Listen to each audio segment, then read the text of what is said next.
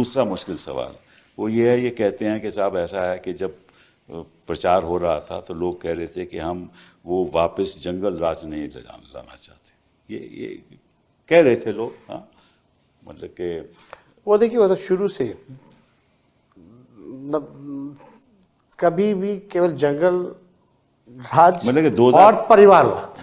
हाँ, उनको पासवान जी के परिवार, चिराग हैं, उनके जीजा जी हैं, एक जीजा जी आयोग में हैं, उनके सब लोग जो हैं, चाचा से लेकर के सब लोग जो हैं वो तो बड़े काबिल लोग हैं ना।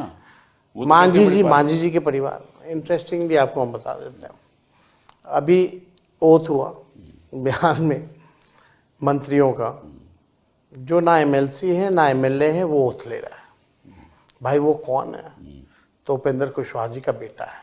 अच्छा। पति एमएलए है, बेटा चुनाव लड़ा नहीं, ना एमएलसी है, फिर भी मंत्री बनाया गया। तो अगर आप देखेंगे तो 60-70% मंत्रिमंडल जो उनका परिवारवादी है। और जितने लोग जीत करके आए हैं, भाजपा ने जो टिकट डिस्ट्रीब्यूशन की है, केवल परिवार के लोगों को की है। और आप लीडर उभर के आए हैं और आप पे ऊपर आरोप परिवारवाद का। मेरे अलावा तो और कोई परिवार का कोई लोग व्यक्ति चुनाव नहीं लड़ा इस बार। जी हाँ, केवल हम ही लड़े। खैर वो भी बात नहीं है, लेकिन आप देखिएगा, जंगल राज की बात करते हैं तो there has to be some base, है ना। अगर हम डिबेट करें तो आप आंकड़ों से डिबेट कर सकते हैं, इफ़ यू हैव डेटा। तो एनसीआरबी के जो डेटा कहते हैं कि 2005 से लगातार जो है क्राइम बढ़े, 70,000 तो 20 सालों में हत्याएं हुई हैं। नहीं, अगर जंगल राज था, चलिए मान भी दीजिए जंगल राज था, तो 2020 में आपको 75 सीटें कैसे मिली? हमेशा सिंगल लार्जेस्ट पार्टी रहा। ठीक है ना, तो अगर तब भी तो जंगल राज था। ऐसा तो नहीं कि 2025 में ही जंगल राज रहा, 2020 में भी था। देन फिर आपको 75 सीटें कैसे मिली? ये देखिए, जनता ये बाय नहीं करती है, ये जंगल राज, ये वो, ये बेकार की बात है। हम भी सरकार में थे ना, हम भी मुख्यमंत्री बने, कौन सा ऐसा माहौल खराब हो गया कि महिलाएं घर से नहीं निकलती थी? सही बात है। हम भी राज्य के पांच पोर्टफोलियो था मेरे पास। आप ठीक ठाक थे, उनके साथ आप सरकार चला रहे थे, डिप्टी चीफ मिनिस्टर थे। जब मेरे पे केस मुकदमा था तो नीतीश जी ने कहा कि इस पे फर्जी केस है। करेक्ट, बट 2017 में आपका लैंड फॉर जॉब्स आपके खिलाफ हो गया, जब उन्होंने पलटी मार दी। बिहार में पलटी बोलते हैं, इसलिए मैं कोई ऐसी बात नहीं कर रहा, तो बिहारी अल्फाज इस्तेमाल कर रहा हूं। उन्होंने जब पलटी मारी तो तुरंत आपके खिलाफ केस हो गया, लैंड फॉर जॉब्स।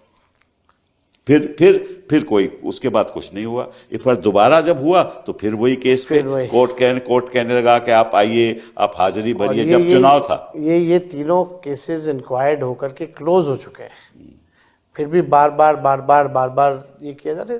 देखिए, ठीक है, तंग कर सकते हैं, और क्या, मशीनरी का दुरुपयोग कर सकते हैं। अदालतों का इस्तेमाल करो, पैसे का इस्तेमाल करो, हाँ, और मतलब कि ब्यूरोक्रेसी भी आप ब्यूरोक्रेसी का इस्तेमाल करो, उन्हीं लोगों को बैठाओ, मीडिया का इस्तेमाल करो, उद्योगपतियों का इस्तेमाल करो, हाँ, और षड्यंत्र कुछ भी अपनाओ, क्योंकि लक्ष्य यह है कि चुनाव जीतना। बाबाओं का भी इस्तेमाल करो।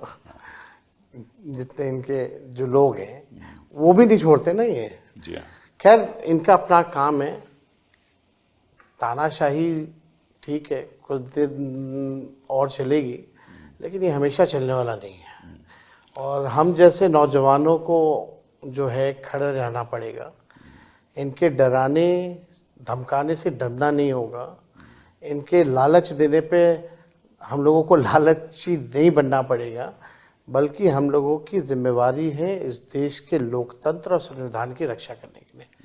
ये कुछ भी करेंगे, हमारे नेता लालू जी ना झुके, ना ये पार्टी कभी बीजेपी के साथ कॉम्प्रोमाइज़ किया, ना तेजस्वी कभी कॉम्प्रोमाइज़ करेगा।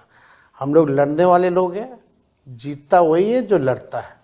ठीक है, समय हमारे साथ है, जनता अन्याय देख रही है, समय आएगा, ये सब इनकी जो भावना है देश के संविधान को मिटाने की, एक तरफा राज करने की, इनका सपना जरूर टूटेगा।